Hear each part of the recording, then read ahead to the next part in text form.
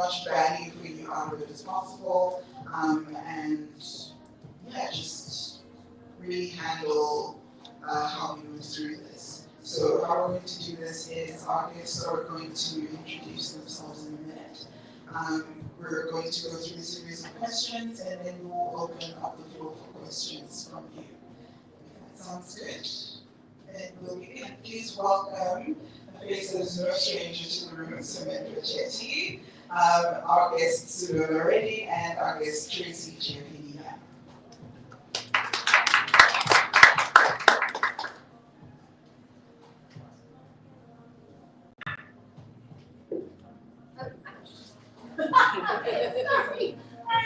So the introduction question is, please say your name, what you do, tell us a little bit about yourself, and then answer the question, what is growth and what isn't growth? Hi, good morning everyone. My name is Tracey. I am the co-CEO of a brand called Chetty, a jewelry brand, jewelry and accessories. I come from Cape Town. I was born and raised in Cape Town. My background's actually very much the corporate industry, so finance, economics, obviously asset management, and private equity probably for 25 years. And I joined Chetty actually at the end of 2019, so just going into COVID, which was obviously a very interesting time. And I think just in terms of the question around growth, for me, growth is a very interesting term because growth in itself, in terms of sales growth, short-term profit growth, cash flow growth, is not sustainable growth. And I think for me, growth equals sustainable and deliberate and disciplined growth, which is aligned with your strategy. And I'm sure we'll get into that in more detail. I'm Sulona, Reddy. I am the outsider to the fashion industry that really I think has been brought on board to provide some external perspective. Most of my career, well, a good chunk of my career was spent in helping to grow the film and television industry. So setting up institutions to support the growth of the industry, and then also as a consultant just trying to unlock as much as we could from public sector sources, and then hopefully we'll try to get private sector funding going for the industry. That final leg never really took off, but we grew the industry. I mean, we started off, when I started off, we were begging the provincial and city governments to devote an annual budget of R1 million to set up a film commission. Within 3 years, I moved to the National Film and Video Foundation. We took over an R8 million fund from the Department of Arts and Culture. We convinced them to expand that allocation to 35 million. So we started in 2000 with R1 million. 2003 we had 35 million from Arts and Culture. By 2005 we unlocked 365 million from DTI, in addition to those first two parts which were still going.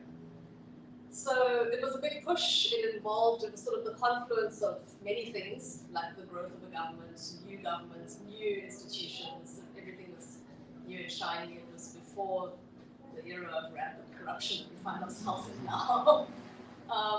But really it's the story of how collaboration between the public sector and the private sector, and getting the private sector to work strategically and well together, getting warring factions within the industry to work together, really can catalyze the growth of an industry, and within that, individual companies. And also at the same time, I have to say, I can't believe I'm similar age to Tracey. I've been around for a long time. I cannot believe that in 2024 we're still talking about transforming the ownership of an industry and the participation in the economy. But we are still talking about that, so that's going to be part of, I think, what I'll be talking about today. In terms of what is growth, I think everything that Tracey said plus one other, which is sustainable growth, is also aligned to your values. I also don't think that you can separate the growth of your business from the growth of yourself as an individual, as values shift over time, our businesses change, the way, the resources and energy that we want to put into our businesses also shifts over time. And so to let that be more intentional and less accidental can really be of huge benefit.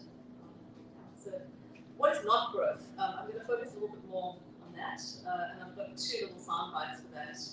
One is fame without fortune is not growth. Winning a few awards and not translating that into a business that you can make a living on is not growth. It's wonderful, it's something to be celebrated, but it can't be counted as growth. And the shining example of this for me from the film and TV industry was Tootsie. It was the first South African film to win an Oscar, and it did not break even at the box office. It was dependent on funding. It had extreme difficulty finding funding locally. The SABC turned it down. And it won an Oscar, which is phenomenal, but it didn't break even.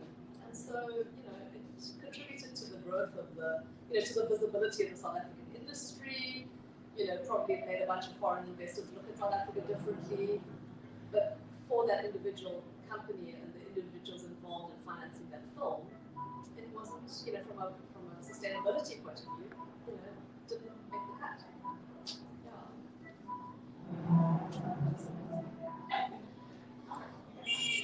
Hi everyone, I'm Sumendra.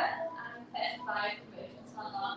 I've had first over 10 years experience in the luxury fashion market and 10 years this year at Merchant Salon.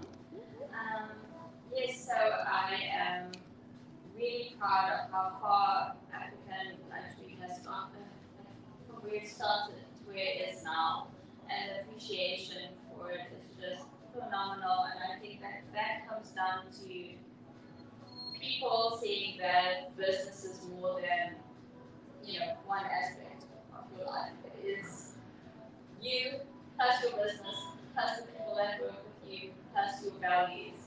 And I'd like to say that is what makes a business successful. Obviously, being commercially successful is important. You have to break even and then make a profit as well.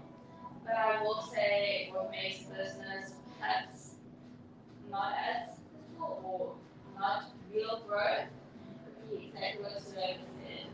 Yes, fame is great and accolades are great, but you've got to make sure that you turn that into a business opportunity where you are actually making a profit so that you can keep growing the business and also keep returning with funds for jobs to uplift communities. This is something that I really do focus on as well when selecting designers for business. Wonderful, thank you. Sumendra, we'll stay with you for the next question. What kind of shape are brands in when you work with them to onboard them to merchants as a stockist? Aside from the finer, more subjective points like design and aesthetic, what's present in a successful bid, a brand that comes to merchants and says, I'd like to be stocked here, and gets through, versus a brand that you have to say no to?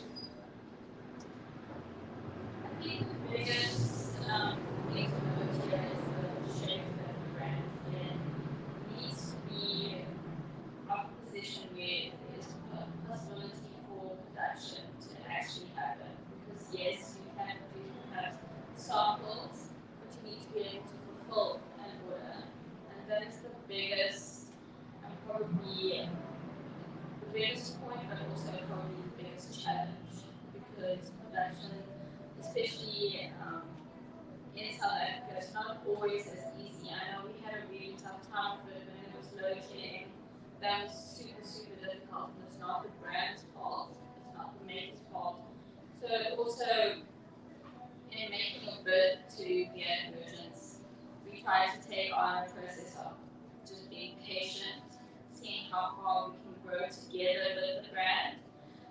But also, I think why we would maybe say no to a brand would be if everything is just astronomically high and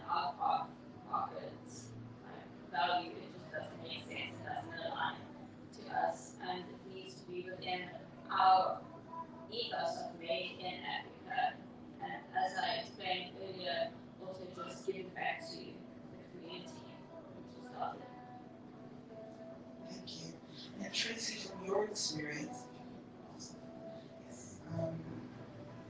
What does Pitching have or do that results in you securing stockists? What has been, there's a pattern of what's made you been successful? That's a cheaper answer. I think what's important just in terms of the success and growth aspect, the sustainable growth aspect, is we made a massive shift as a brand in 2019 to 2020, which was to say we need to own our brand, we need to build our brand, and we need to build a direct platform for our customer, and that our retail partnerships need to complement our brand. And that less is always more, relationships are always key, and that you need to ensure that any partners, be it suppliers, retailers, anyone within the ecosystem, are values aligned and brand aligned, and I think that's extremely important. So we took a very considered decision to fire a lot of customers, where the reality of the balance of power was out of the mix. Also understanding the economics of the business, so back to our discussions earlier on. Firstly, from a production perspective, how do we ensure that we are able to scale production to a point that we can be 10 and 20 and 100 times the size if we want to be? Where do we want to be ultimately in 5 years? And what does that mean from a production and supply chain perspective? And ensure we have all those pieces in place, which is what we did. Then from a sales perspective, to ensure that we retain the integrity and the value intrinsic to our product offering. And that required us to go back to our actual merchandising and product selection and say, how do we, firstly, what is the DNA of our brand? So I know we're going to have a deeper conversation on our brand. But the reality is, what are your brand pillars? And I often think people use those terms quite lightly, but they are absolutely key. So you can have a brand positioning, which you understand, and for us we have 5 key brand pillars. Ultimately, in everything we do and we communicate, we ensure that we communicate those brand pillars. Then you need to understand what your commercial lines are where you're actually making cash flow, but at the same time, you are aligned with that brand positioning.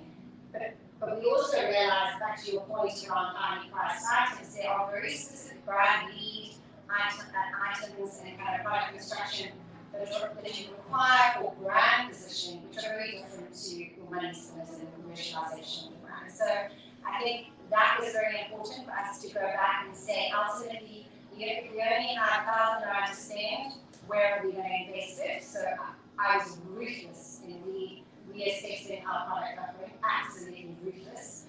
The reality is, don't tell me, I go to market if I'm selling 5,000 rounds worth of product in one particular line. So ultimately brutal when it came to that selection. So firstly, brutal from the customer perspective. Secondly, brutal from the supplier perspective, being really focusing on building those key relationships, and we manage them with integrity. We pay people timelessly, we honour our cash flow commitments, we honour every commitment that we have in our business. And I think then the next point was to say, when we look at brand, and we had this conversation earlier, is how do we ensure that we never compromise our brand equity in terms of discounting our product, and at the same time destroying long-term relationships. So it was far better to opt for a slower, more methodical, disciplined approach than to just build largesse in volume. And that goes back to the economics of the business, which is the focus around GP, which is your gross profit. Our gross margin, at a minimum, can never fall below a specific number. If my business partner and founder of Pitching, who's absolutely extraordinary, Kat, presents me with a collection where I can see I need to understand what price I can achieve for this product, and my cost structure doesn't allow me to do it, I just go, it's off the table, it's not happening, it doesn't come into the mix. So the reality is we're very, very disciplined when we analyze our commercial offering, and I think we understand that we have certain assets. One is our brand, number 2 is our people and our capacity on the ground, and 3 is money. And we are very careful about how we allocate those pieces. And I think that's extremely key, is It's just a very, very disciplined approach to every aspect of the business. So retail partnerships, just on that. So as I said, we realised we had way too many retail partners, which, to be quite honest, is the realisation that many of the luxury brands had probably 10 years ago. I don't know if you're familiar with what Cartier had to do, but they had to buy about 250 million pounds worth of stock. Ultimately, you do not want to be in a place where your product is wide. You only sell as well as your retail partner sells. So for me and our team, I'm always saying, ultimately, it's not about the sale we make. It's about how they sell it. So what I care about is how the end customer is buying our product. And I think that's the way we look at our business. We don't look at how can we sell. We look at how can our partners sell. And that comes back to brand investment. And I think internationally, we have to be very considerate. And to be quite honest, we're nowhere. We've probably got 15 key retail partners. But we're happy with that because the partners that we've got sell well, they're disciplined, we have strong relationships with them, and ultimately we know they care about our brand. As opposed to retail partners before that would kind of display your brand in an awful way. All you do is diminish your brand equity, and you need to be super careful. Thank you for that. It's so important to know. It's so important to know that growth doesn't just look like being everywhere for everybody all the time. It stretches you thin and is not actually necessarily giving you the return that you want. And being so strategic about that, I think has really helped build Chiappini. For you, Sulona, I wanted to find out from your experience in film and across the creative industries, how do you find growth in a capital market that does not see creative industries in general and fashion in particular as fundable? How do you secure growth capital? You get very creative. You get very creative. You find out where the money is and you figure out how you can deliver value for the person issuing the money that meets their strategic objectives. So I'm going to divert from the film industry and move actually into sustainability because that was another chunk of my career. For a while I worked in the Ministry of Environmental Affairs and Tourism, and at a point I was head of sustainable development at South African breweries. And it was very interesting to see, just going back actually to the earlier question that we were talking about, which is, you're talking about brand values. If your brand values are out of kilter with where society as a whole has moved, you can lose your relevance. And that's actually the seeds of the story of how SAB was ultimately brought over by ABI was that they actually lost relevance because they were hanging on to their values so tightly that they lost sight of when their values started misaligning with their market. Their customers fired them, not the other way around. So just to be aware that that can also happen. But moving back to the question that you asked me, how Sumendra and I first started chatting was about, I had an idea speaking to someone who purported to be a representative of angel investors from France that were looking for sustainable African fashion to invest in. So, there are a few, more than a few.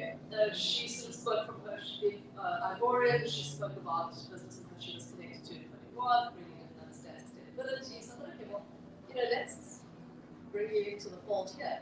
Let's introduce you to some South Africans, and that didn't really pan out. But what we found is that there's not a lot of money available for fashion, but there is a lot of money available for climate change. And so are the people that are doing sustainable fashion meeting the criteria for climate change funding? They could absolutely be eligible, but they're not measuring.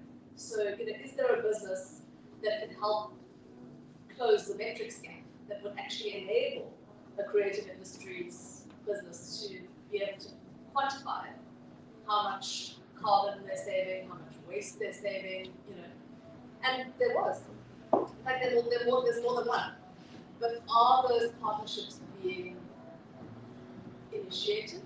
Is there someone at an industry level? You can start at either end. You can start at a let's make one successful project, which can then be the case study, and which can, maybe be replicated. It's the, do you remember the movie that was made, like the Handicap? It was from the early 90s, and it was said that it was this cult movie. Anyway, it was made on a Handicap, and it broke box office records because it was the first film that was made, manufactured cheaply, but hit the big time, right? It was the first film to take advantage of digital production capability in the film industry. And no one thought that a film made on a Handicap, or a cell phone now, could ever hit the box office. Not only hit the box office, it broke records. Right? So, what did the film do? It looked at who's our audience and how we're going to get to them. And it strategically got exposure at the right festival. And that's what catapulted it into the box office and into returns. So, even before you look at finance, you look at who's your customer and how you're going to get to them. Again, what is your brand value? There are alternative ways to finance that you look for, that you find. You look for catalysts. So, for example, when we were at the National Film and Video Foundation funding film projects, we had a budget of 35 million rand, as I said. We were very proud of that because we increased it from 8 million to 35 within a year. But if you total the total value of requests coming to us from the industry, there was 390 million rands required. So we didn't even have a tenth of what was required. So then we were like, okay, we can't give you money, but we can give you an endorsement that's going to unlock more money for you elsewhere. We can, for example, connect you to, at that stage, there were offsets for the arms deal. Electricity in France had money for film projects because they needed to spend money and they didn't have places to spend. So they were like, we can help you with that. But they needed it to be legitimate, so we were the government agency set up to do that, and we found French co-productions that could have legs in France and legs in South Africa, and that could, made it possible for them to unlock private money from a really, who would think to look to the electricity utility of France to fund a film? Yet there was a way. So the relationships, I completely agree with you. You have to be disciplined, you have to be focused, but you also have to be open to, you have to keep an eye on the broader pulse of society. Where is the money? And what are the links between our industry and the money? Yeah, I think it's so important. It's valuable that you've both talked about these perspectives on your brand being so important, and your product, I guess, within that also being important, because ultimately, whatever argument you're going to make for money, that's the center of that argument. In terms of those arguments, is there a particular approach to pitching for money that you think works versus something that doesn't, or does it change depending on the source, or if you've got something to add? I just want to jump in here. I think it's like reading your hand with things. I should go back to the basics first. I think, back to sort of one piece of media or anything you have a business, we all get excited. And as you say, of course, those are things to be separated. But I think the glory days of capital raising being easy are past. There are many, many businesses over the last 25 years that have failed so significantly, who received significant funding from a lot of larger businesses. And I think we were talking earlier about Net-a-Porter being one of them. That business has burned through hundreds and hundreds of millions of dollars. The reality is, businesses are now, and investors are fairly gun shy given what's happened. So the good old days of where anyone could build a brand in digital media, the algorithms allowed the brand to be seen because you were kind of in the sort of initial stages of the birth of this brand and digital marketing phase are gone and they're over. So the reality is it's an incredibly noisy environment and it's much more difficult to differentiate yourself. So back to capital raising. I think there's some really key basics. You need a business. So it has to be a business. What equals business? It's not just a brand and pretty pictures. At the end of the day, back to your point, Sumendra, you have a brand, and you have the ability to produce a product offering. You have to have that ability. And the reality is you need to be able to fulfill. So that requires a distribution channel. They talk about the triangle of business, your back end. You need logistics, you need production, you need systems and processes that enable you to scale and to grow. So just having a pretty picture and an idea does not equal a business model. And I think there was a time when there was a lot of money floating around in the market that actually people just chased the glory days. And I think that's over. So you can be very innovative and you can be very lucky by not necessarily having a business model and manage to source funding. But I would argue ultimately you need to focus on a small kind of offering, a very clear business premise, and show success in one particular area. Whether it be actually saying, firstly, it's my home market, I need to be successful in my home market, whether that equals going and having a pop-up on, in Stellenbosch or Cape Town or a Latitudes Art Fair, that you can show, if I get my product offering in front of the right customers, you need to know who your customer is, that may not be your customer. So whoever your customer is, and I can show that over 2 or 3 days, if I put my product in front of that customer, they want to buy it, that is a tick point. It doesn't mean that you have to go and get a V&A waterfront store, you have to lock yourself into high rentals. It doesn't mean you need to go lock yourself into digital media specialists at 50 grand a month. It means let's start off small and show success. So that can equal a business model.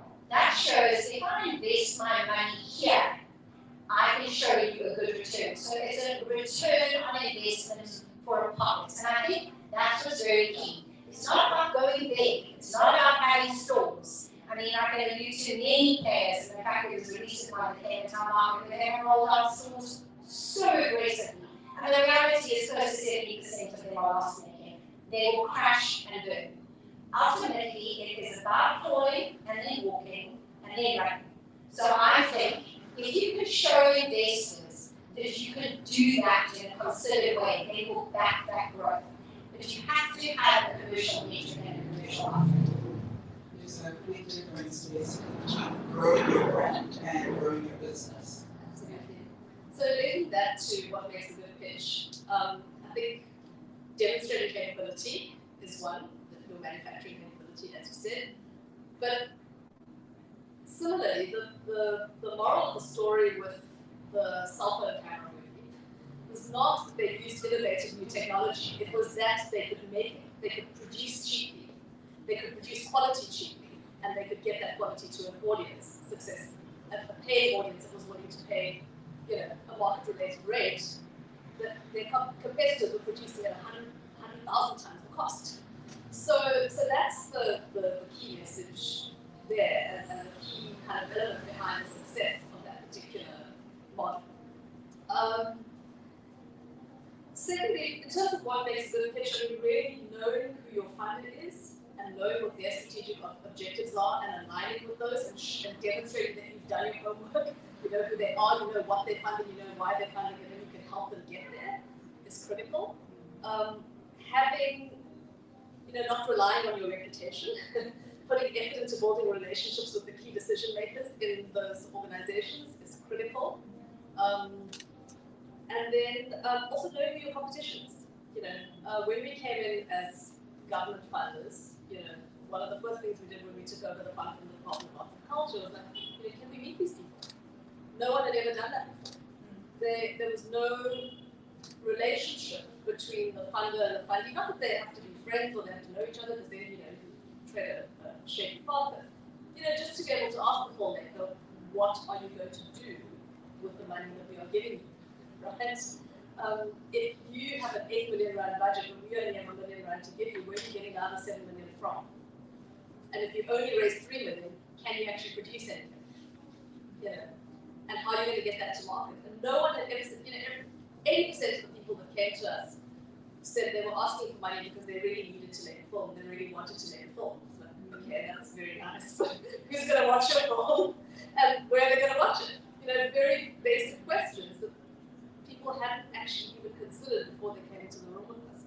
So, you know, those are critical things to say. And, you know, then the next question I would say is, okay, we're giving you public funds, and, you know, you can shift that to whatever your fund is trying to achieve. And we're giving you public funds. These funds could go towards building a school, building a hospital, paying somebody's pension. What is the public good? You know, then your applicant needs to know what value they're going to deliver for me, the funder, in terms of what my objectives are. Because I have delivery objectives. You know, either it's going to be, you know, my fund has to, you know, any project approaching my fund has to meet a hurdle. You know, you need to know what those hurdles are, and you need to be, you need to be prepared to be asked those questions and to have those answers sitting there when your funder starts asking you the tough questions and not kind of, you know, have thought about it. Because then you're going to, you know, if there are other industries that are in the running, you don't want to be falling into the stereotype of I'm a creative that doesn't really think about business. Yeah, that's so important. Okay, let's reset the stage. So now at this point in the conversation, you have not just a brand, but a business. You know how it makes money, you know your business model, your sources of revenue, you know how your business works and why it works, and who should get involved or not involved as a result of that. So you've made a decision that you want to grow beyond where you are. Every move made in business has a mix of upside and downside. Upside to benefit from and downside to manage. So what kind of business risks tend to accompany these growth attempts, these growth spurts, and how can they be managed?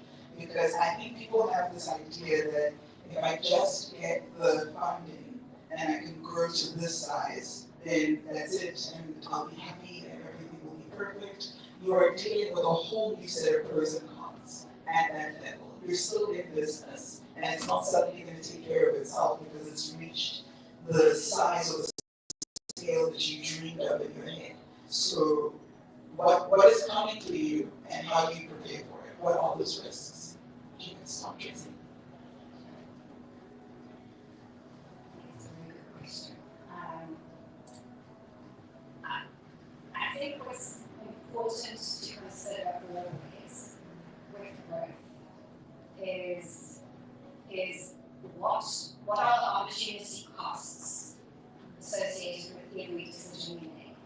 So as smaller businesses, we always have capacity constraints, be it in people, be it in funds, be it just in time, and your ability to kind of actually navigate different environments. And we've seen that with ourselves time and time again. And I think one of the first things I learned in running a rather large, cumbersome corporate industrial company was that the same challenges you have in a large business are exactly the same challenges you have in a small business. So we don't actually get to that point to answer your question where you're not making exactly the same decisions and have exactly the same constraints. It's just with a balance sheet behind you. But the reality is you have to make those decisions every day.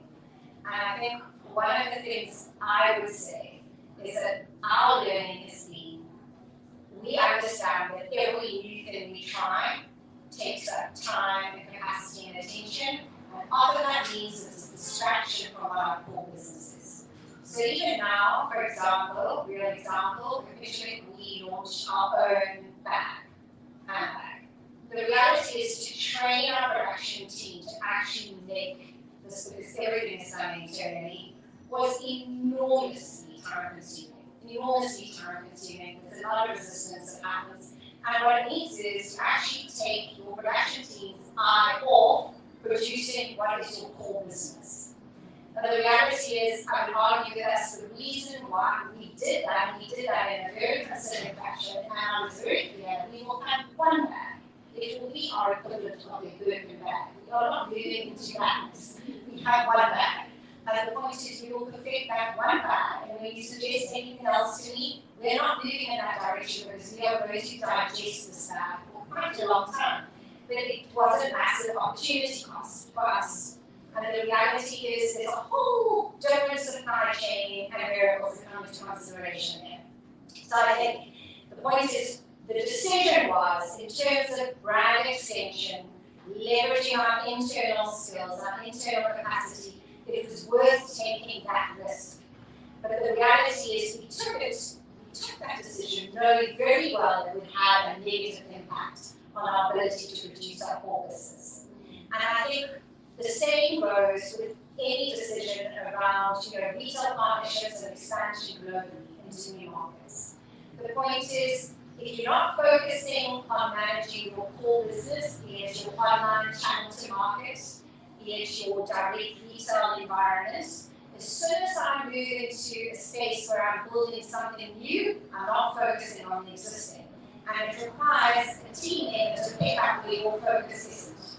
So I think we always look at every decision, which sounds negative, but we always look at it and consider the downside ahead of the upside. So in other words, what's the cost in terms of time investment, capital investment, people investment, potential team strife, because the reality is change is always tricky to navigate. And I think that is how we manage those decisions quite carefully, because we've made some very bad decisions in the past. We only learn from our mistakes. But the one thing I would like to say is it's like your own, if you look at an investment portfolio. You always need to say, I've got 5 or 10%, we'll decide what your number is, that I am willing to risk and for it to disappear. So that's my cost. And I think that's incredibly important. So for ourselves, we made a decision at the end of last year to go, how do we navigate building our brand online internationally? And we said, okay, we're going to allocate X amount of money to trial this. And we trialed the process, which for us was an expensive process, but the reality is we knew we had to be prepared to take the risk and that the money was going to be gone, whether we succeeded or failed. And I think that's important. We have to allocate funds to failure, but they can't be a failure that's going to bring your business down. So that, and it was a failure, I should tell you all, it was a failure. And the reality is the person, once again, in terms of relationships and partnerships, did not deliver on what they promised. But we were happy. It was a considered decision. We learned from the process. We won't repeat it. So I'd love to hear from you on specific risks that people tend to underestimate, I guess, with bringing on an investor into the business as a form or a vehicle for growth. Can I just finish my kind of adjust to what Tracey was saying? So the other thing is, when we were talking earlier, Tracey was talking about how their business is very vertically integrated, meaning that they are their own suppliers, mostly. And so one of the things that we can tend to underestimate is what are the risks facing our suppliers. So if we are going to be expanding, can our suppliers walk that journey with us? And they say they can they? So you really have to dig into what are they reliant on, So you don't want to be left in the lurch because your suppliers, bring them along with you on the journey, include them in the planning, let them also convince you that they are actually up to the challenge. Because it's really, it's not a risk that maybe you will have faced, but definitely another business that is more reliant on external suppliers can face. It's a common that results in growth failure. I think people underestimate the degree to which businesses fail up. Everyone knows the statistic that out of 80 business ideas, only 20% will succeed. But similarly, out of 80 expansion projects, only 20 will succeed. There's a massive risk of failing up. In terms of specific risks from investors, that's a tricky one. Tracey, do you have anything that comes to mind? Yes, I think it's an interesting one because, and having come from the investment world, I'm maybe more cautious than most. I think there are many, often we think funding is going to be the answer. Equity investors can be incredibly dominant. And ultimately, you are paying for someone else's money. So you need to make damn sure that you are going to generate the returns that you promise. Or, most importantly, when in the venture capital market, you go into an engagement where you are very clear on those risks. So it's not about making things look rosy. It's about being damn honest. So for me, it's a very interesting space to be. In VC and venture capital, for me, you focus on all the risks and you bring a partner in that understands and supports it and kind of has the view that you're the 10% into his portfolio or her portfolio. So ultimately, that can all go to the wall very quickly. And you want a partner like that because the reality is if you bring the partner in who is expecting the world from you, you told them a lovely glossy story, you disappoint, your reputation is burnt. And I think reputation, right now, always told me that when I was young. Reputation is everything. You never talk back. So ultimately, you never want to disappoint. You never want to overpromise and underdeliver. So I would really recognize that having a corporate or any investor in your business is it's like having a very demanding child and you have to put the kind of rules in place up front. And then I would just highlight that on funding as well. We've tried to be a lot more innovative when it comes to funding. So ultimately, in the long run, we will need investors. But we try to push that off as far as we possibly can so that we can control our own business. We do that by working on specific projects where we know we can generate short-term cash flow without compromising the brand. So be that a project which we did a Containers project last year where we had their preferred brand where they wanted specifically a hotel group or hotel. And the reality is that it was one product piece, multiple platforms, and it was the right customer. It wasn't a compromise our brand in any way, and against the capital to open our store. So that's just one example. So we're going to go, okay, this year we want to do X, how are we going to fund it? And it's in an innovative way to actually generate a project which will give us the capital to invest. So we kind of try to do that and push equity way down the table. Yeah, I do. So there are a couple of things. One is you got to understand not only what your funder is looking to achieve, but how your funder sees you. I told a story of a fashion industry person actually who won a major international award. They got an order from an international retailer, and they could not find expansion capital within South Africa to enable them to fulfill that order. And interestingly, the response they got, and that it's a household name, this international retailer, and the response from South African banks was, we don't understand their retail risks. So if you were selling the product within South Africa to a South African retailer, we would fund you. But you're entering a market that you don't understand. And so, then the business high and dry and unable to grow, in a meaningful way. So, this is one of the sad things that can come with the expansion. The other thing is, of course, relinquishing control. One of the things that can happen when you have an investor is that they want to say in how your business is run. And they may have a very different idea of how business is run and how success is reached from other industries. They may not actually sufficiently understand the industry, but they have a responsibility to manage their investment. And their framework may come from somewhere completely different. And they, just have to be aware of how much control they're actually going to want in exchange for giving you that capital. So that's one.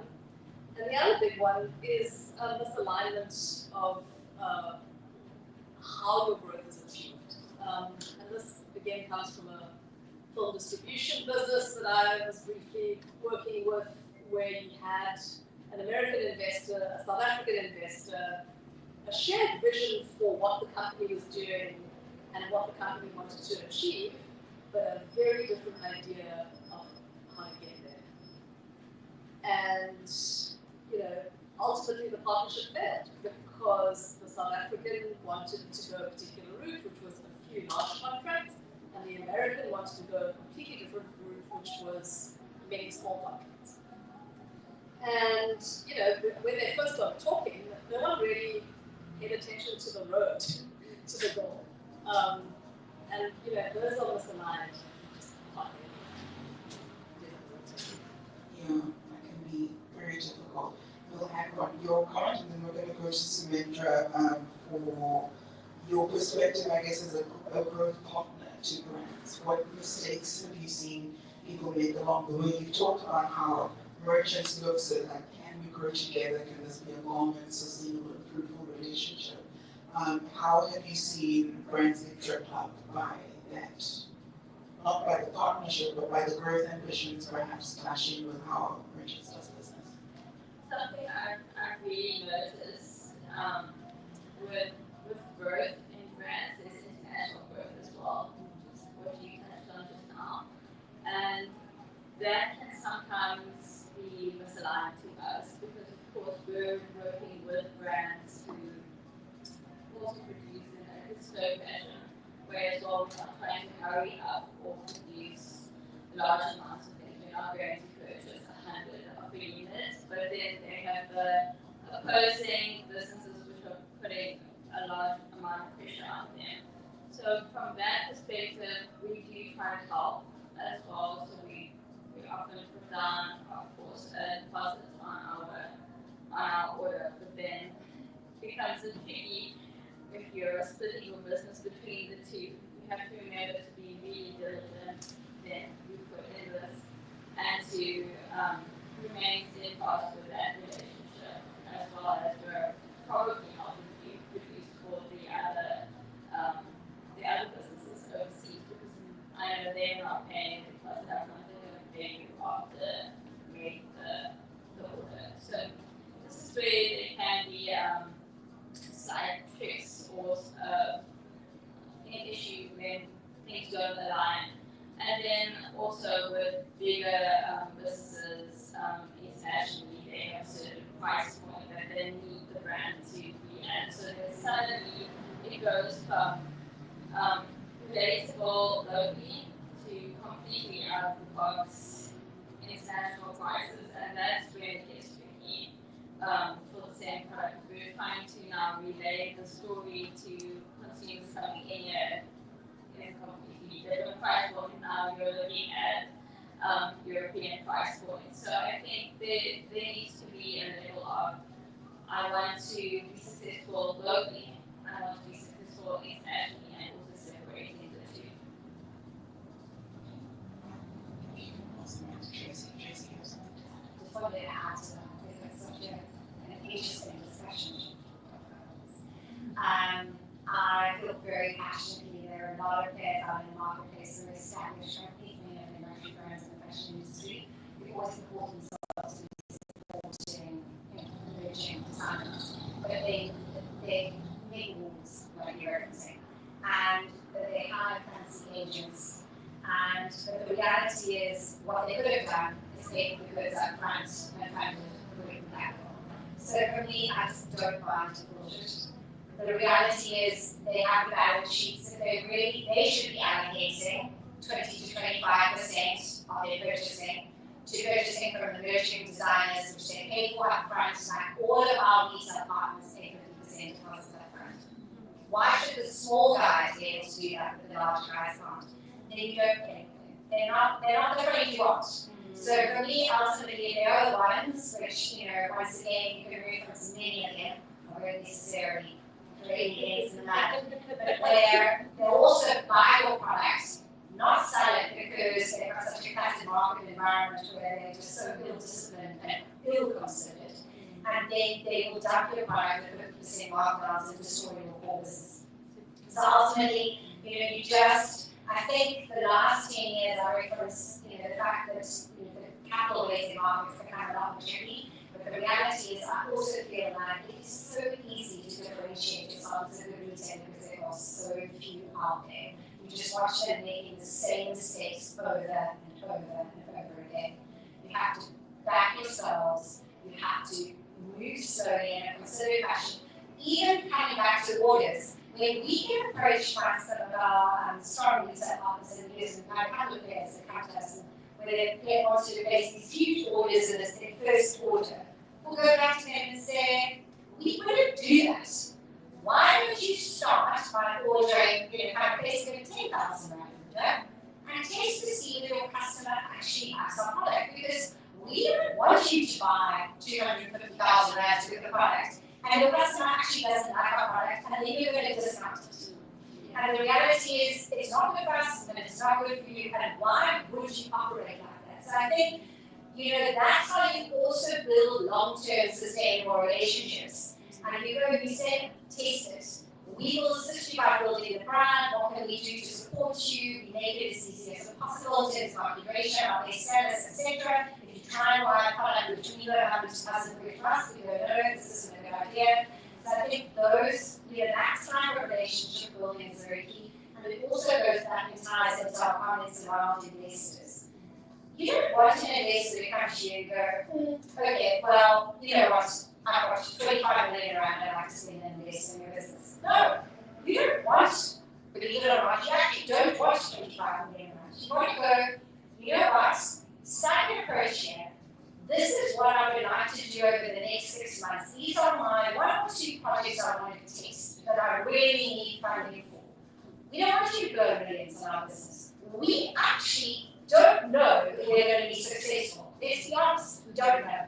Is the American market, is New York really going to buy into our product? Are we going to be, where should we be based? Is it really in Chicago? All of those things. What we need is 500,000 rand to test. And we're going to tell you we could blow it.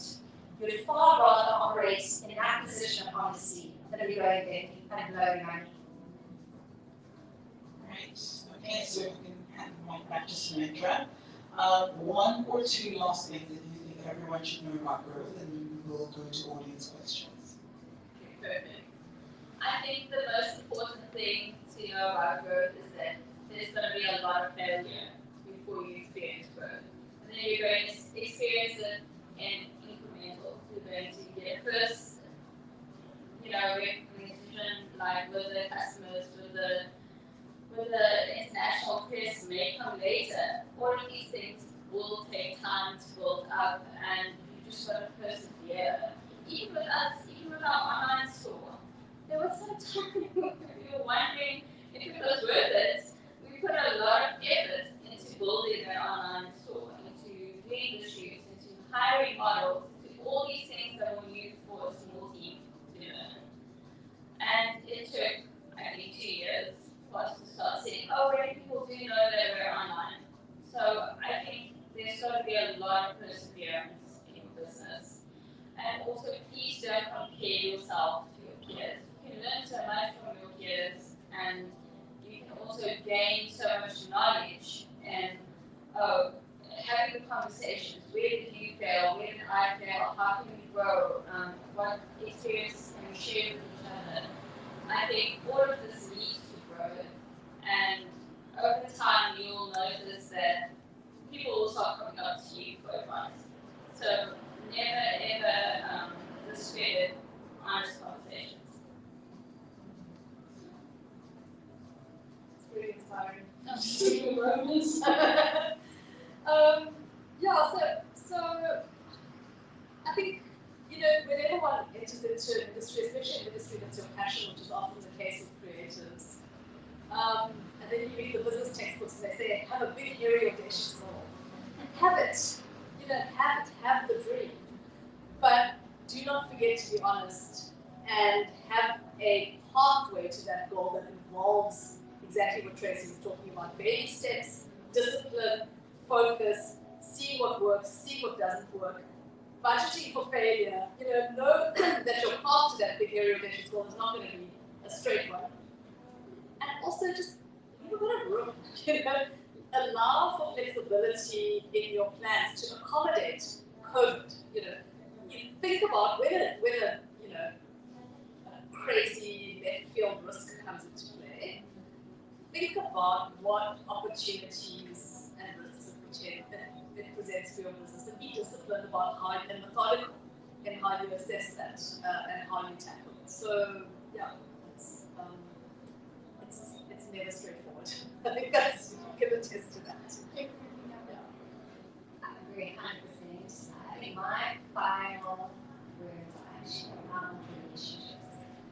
I think that people underestimate how important relationships are. And what I mean by that is not a room full of relationships. I mean, it's like you guide your daughters or your sons when they're small to say, if you've got 2 or 3 great friends on your hand, that's worth the whole world. And I think with businesses, often, and specifically in noisy environments, you become quite swayed by what's popular, what's happening here, mistakes and lights, etc. And you just realize ultimately all you need is 1 or 2 people who've got your back, who are in the environments and connected into the environments and back to investors. It's not about the money, it's actually not about the money. If you've got the right product, the right customer, it's about connecting the dots. So bringing funding does nothing. It actually is about who can connect the dots. So the point is, and then you establish who those people really are. Because so many people, I'm sure we all started agreeing when someone has promised you this, promised you that, they promised and you go, and ultimately when it comes to delivering and execution capability, it's just all nonsense. I'm sure we all walk that road. So for me, it's remembering how you have, it's like that one friend when you tell them about something or you need something, and like within 5 minutes you've got like a response on WhatsApp, like, oh gosh, why don't you speak to this person? I'll connect you with this, and they really do it. That's the person you want by your side. So I think that's everything in life. It takes 2 or 3 people to got your back. Worry about those people, and don't ignore the rest. Be kind to them, but ultimately focus on the 2 or 3 who really support you. Thank you so much. And now do we have any questions on this side? Should we pass the room, Mike? Anyone?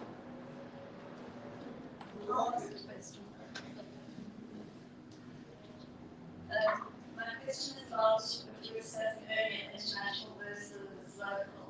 And our local market being so small. I mean, I suppose what makes it a little bit bigger is when you have more tourists in Cape Town, And so it's almost like 3 categories. So local tourism, and international. So all the designers that have kind of made it all are doing incredibly well and absolutely deserve it, where their price points are incredibly high. How does that work locally? That's my question.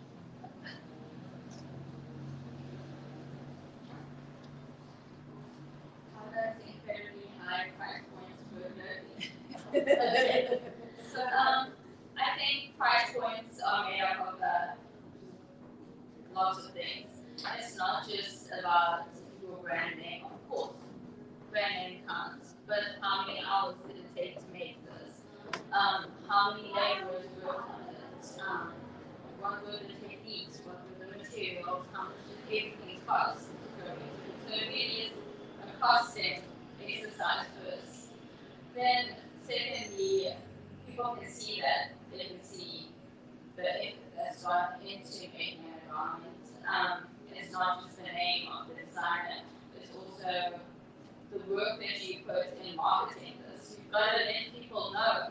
So many people made it. You've got to let people know who actually made the clothes and were they paid fairly. And this all comes down to the ethos of your brand and the ethos of the retailer selling it. So I know we do a lot of work with showcasing brands and really try to get footage where we can say this is the behind the scenes of the brand so that the customers already know this coming in. And then our sales assistants are trained on this as well to explain more about the process that went into this garment. So it really is, everything has its own story and we really try to tell you that about it. Yeah,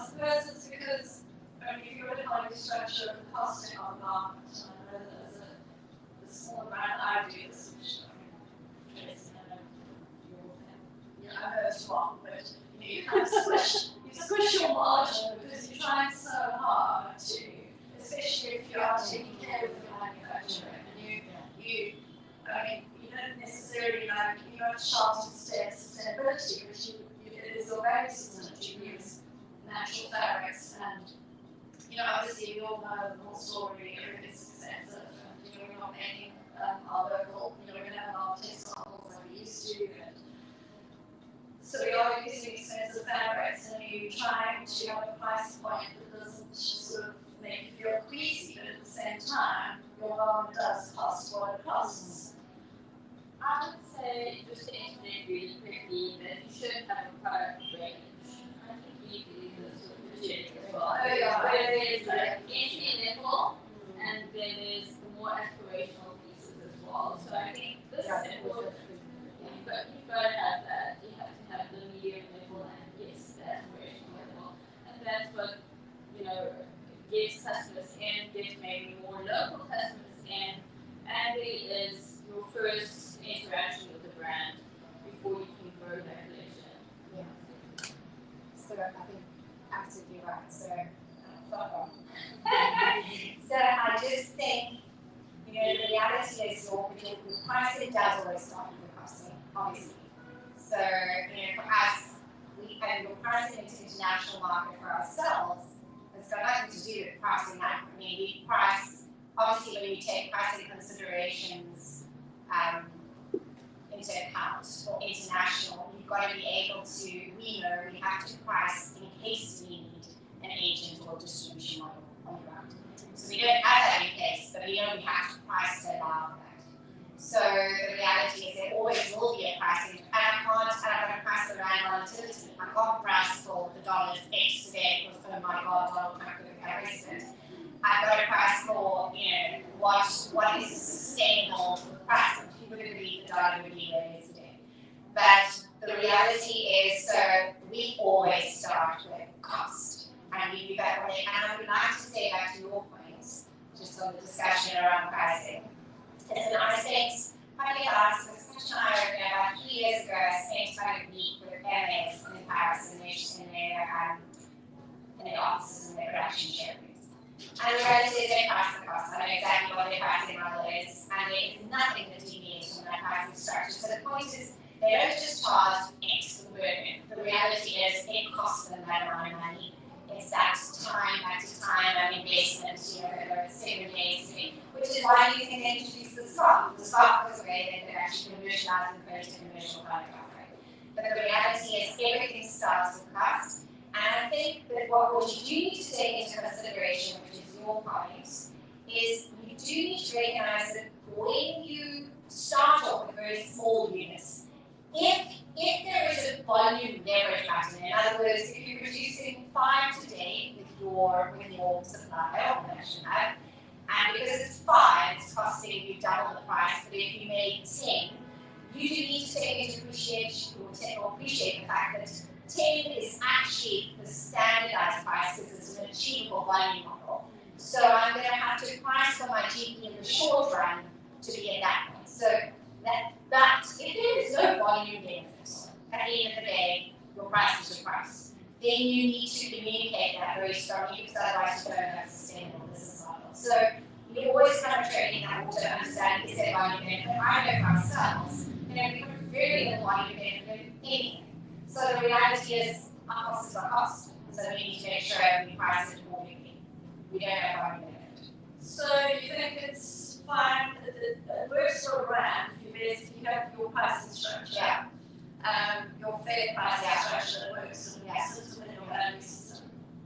And you just actually, as you said, Sumendra, you have items that are the price bracket, and you have your higher, and maybe those 3 different price brackets all live together within your brand. Because for me, that's the only thing that actually makes sense. Rather than trying to switch a higher cut because you really want to make it, you're trying to sort of have a price point that is one sort of like average price point. So it's like you have your, We've got 3 price bands. yes, But it looks like 3 price bands,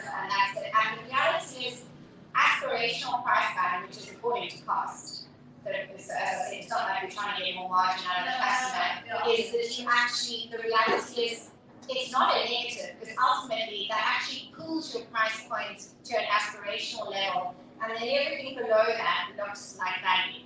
But the reality is you're being fair to your consumer, honest to your consumer, but they understand why that price point is X. That being said, when you carry multi-channel, so for ourselves, actually 70% of our business is actually direct, because we've got a handful of key retail partners. But the reality is we know also there are certain products that we can put into direct channel, because obviously we own that channel and we're not paying away 50% of our margin to retail partner. The reality is we can price that at a point which can only target retail, but it cannot go into our retail partner channel.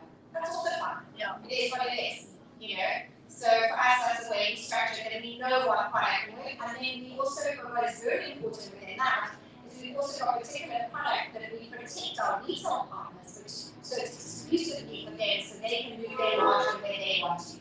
So we don't compete against them in those product categories. They're not part of our product offering. All right, thank you very much. We've got 2 more questions over here. Tracey, about the coffee specifically. What kind of, you've got all your production costs. What would be a kind of reasonable local percentage on top of that to get your wholesale and your retail prices, would you recommend? Okay, so in the market space where we play, which is a premium non-volume, so basically it's low volume, decent margin, because your operating overhead costs will be high, because we pay on a 60% G. We will not produce anything or sell it anywhere if we don't make a 60% gross profit margin. So I think that so it's a 2.5 times.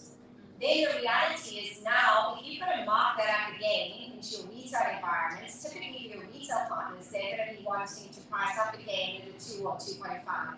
So you've got to look at that as what your local price point would be. Now you've got to mark up for international, you go, okay, well, what will I need to pay an agent if I have to pay a distributor? They're going to be good. So it just, for me, the most important thing is you've got to understand what your business strategy is. If it is that case, I would argue, if you're saying picture, I would go in at a 60% GM and as a base minimum, absolute base minimum. And if you can't get that, I don't believe it's sustainable, because at each point of the channel, they're going to need that markup. But if you're in more of a volume base, the reality is, if you look, that's how Mr. Price business model was built, right? They said we can actually clear out the fashion model by saying we're going to produce at a far lower GP, so they were looking at a GM of around 40%, and they're going to get that through volume, because ultimately they get that really gross profit sitting on top of their overhead. So it's a different model. I mean, that's what all our cheap fashion players do. But I would once again, that is all about how you turn your stock. I know we don't turn our stock that quickly. And I think it was incredibly important for ourselves. I mean, I literally, we could go back to cash flow constraints. I'm sure we're all playing in this space of cash flow constraints. You're going, I always say about introduction. You know, our top 20 climbers, I don't care about anything else. At the end of the day, we don't have money, make damn sure every brand we have is going to those products. So we're just brutal in understanding what our turn is on our key sellers. And that's the only way that we can survive in a disciplined fashion, because ultimately I go from 100 million directions, I'm not going to be able to produce.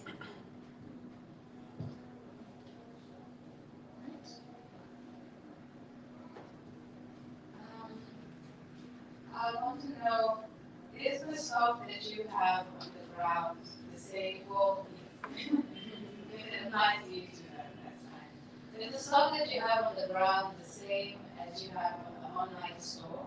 Would you pick specific designers and pieces, and how the prices combined? And secondly, how do you handle the season changes? So we don't have all of the stock online that we have in store. There is a difference with that, but the prices are aligned. What you will pay in here is the same as what you'll pay online, except that you'll pay extra for delivery.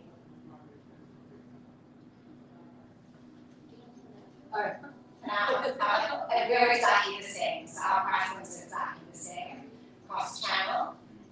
We will have, it's some obviously we're into the retail channel, so with your retail partner channel, not your own retail channel. So our direct channel, so retail, online, everything is identical.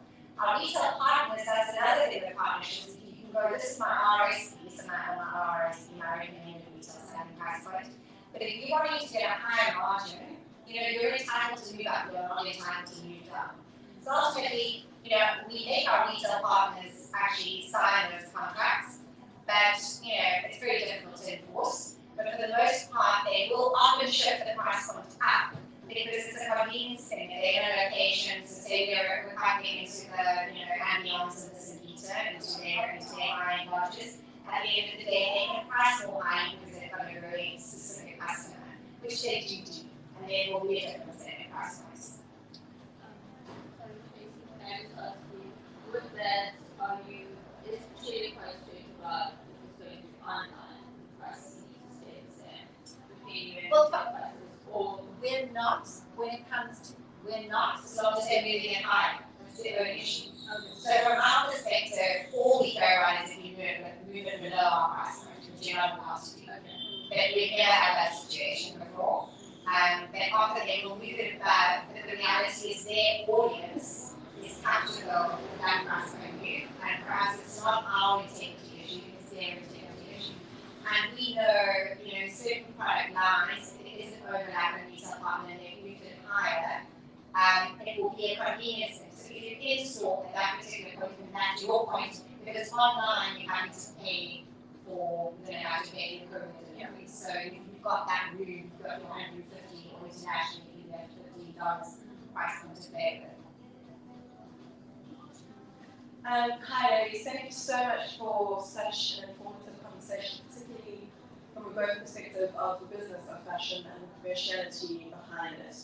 I come from a slightly different perspective. I come from the initial foundation of brand. So I'm a brand strategy consultant. I've been in the corporate space in consulting, capital consulting, some of the businesses that I work for about 8 years or so. So that's where sort of my mind comes in when I think about growth. And so I guess the question is what are some of the biggest brand and marketing growth challenge questions or challenges that brands are facing? I guess it can be a little bit complex because what I've noticed is depending on what stage of business a sustainable luxury brand is in, and there obviously might be different challenges.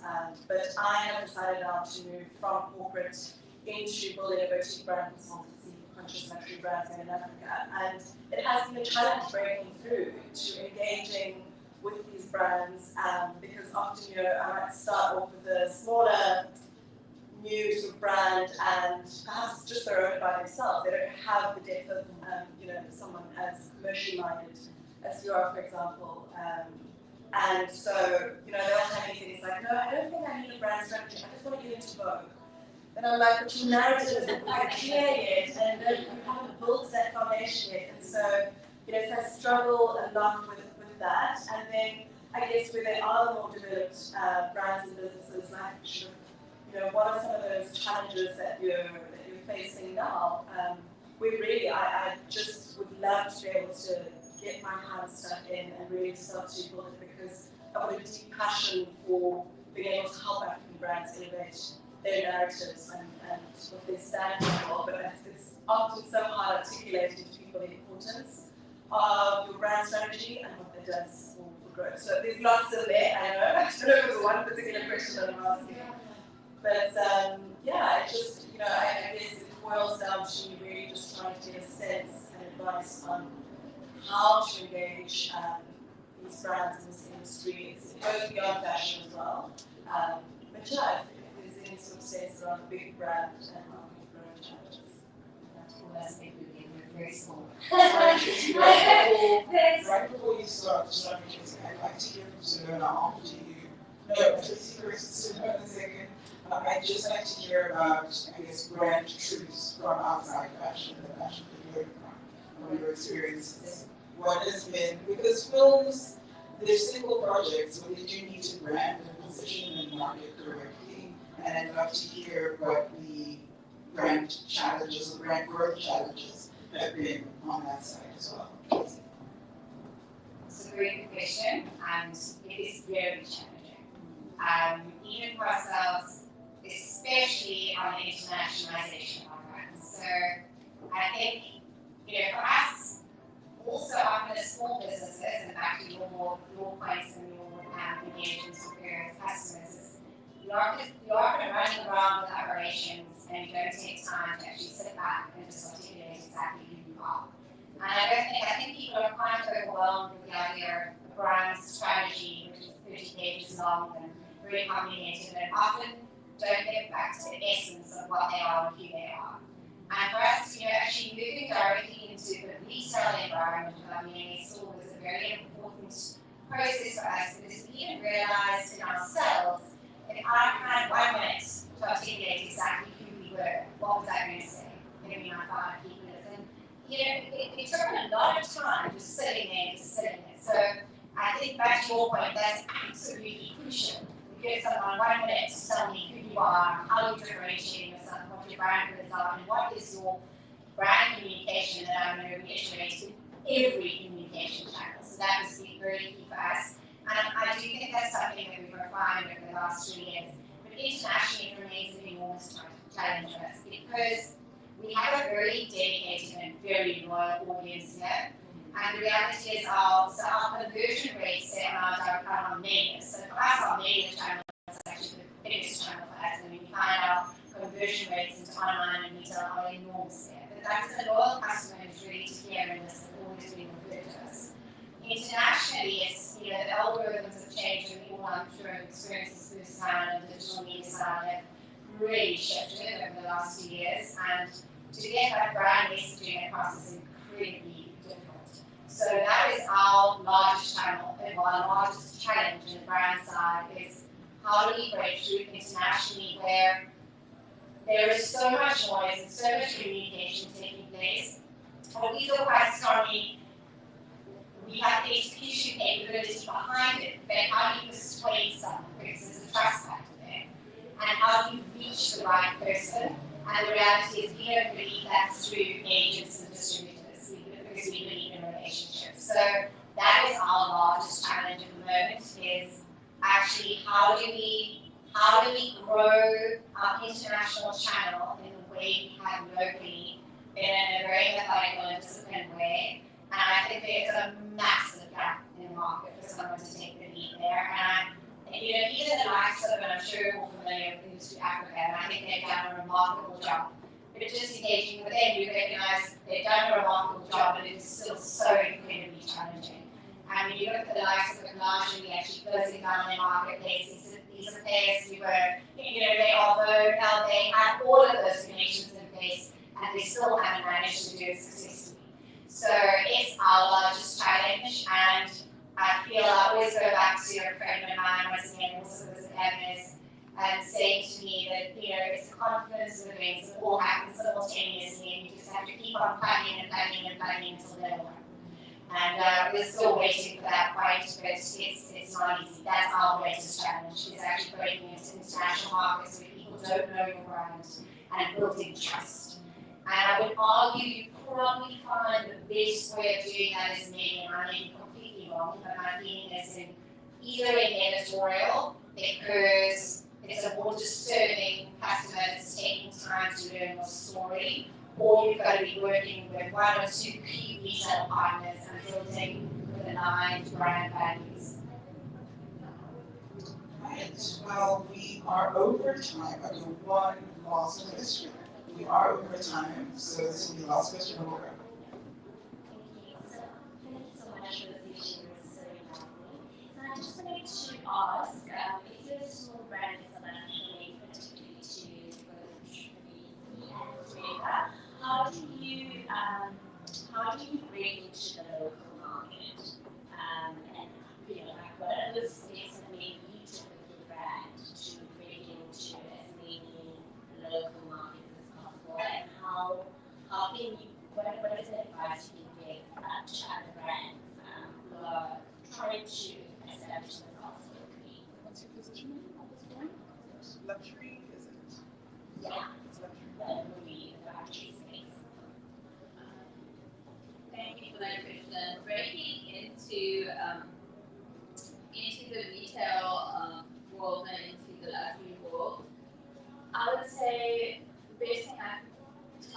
anybody is to have a transparent and traceable production group. I really think that this counts for a lot.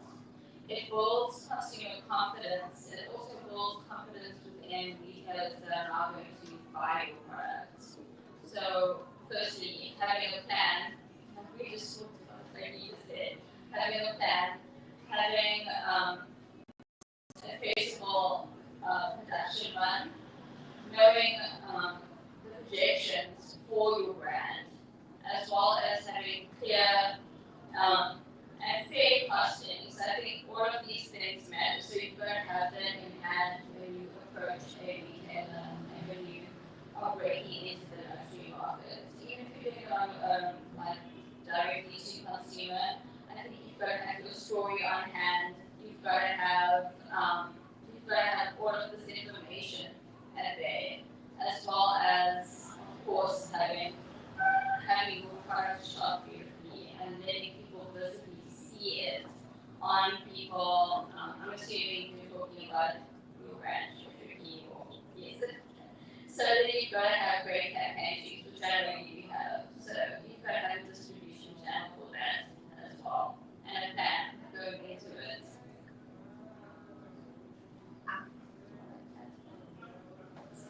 I just had to understand and say, when this year started, which had nothing to do with me, in terms of everything to do with my amazing partner, it started incredibly organically. So it was really about making a few beautiful things and having, your friends and people you love those things wearing it. So it started off in a very viral and small way. And the reality is, fast forward 5 years, I would say it took a very deliberate thought process with respect to relationships again, where you could build relationships with an affiliate brand, which could be run, by one of your friends, I don't know, but where they have an existing audience that you know your brand will appeal to, that you have an event in one of their spaces, that they have an existing space, you run it for a weekend. It's little bit by little bit, and it's not about having to have, own store spaces, as I said, it's not about having to spend hundreds of thousands of rands and doing X, Y, and Z. These little things, just getting in front of the consumer, identify who your customer is, identify an affiliate brand, make friends with that affiliate brand, and then get your product into those spaces. And I mean, obviously, merchants is a fabulous space to be, and I think that's, you want to be showcased in an environment with like-minded brands who are targeting the same customer with the same level of appreciation. So that's definitely the simplest way to do it, and obviously assuming all back-end stuff is in place. All right, well, I think this has been an incredible conversation. I was really looking for it to just be a reality check on what growth is and what it means and what it takes. And I think our panel has delivered that so wonderfully, so thank you so much. Thank you all for coming, and I'd also like to thank Loud Africa for putting on the Roots pop-up and for merchants for being our incredible hosts all week. You can catch the pop-up at any time this week up until Saturday evening. You can join us for our second talk, which will be Thursday at the same time at 11. And yeah, I think that's everything that we have to say today. So thank you all so much. Thank you.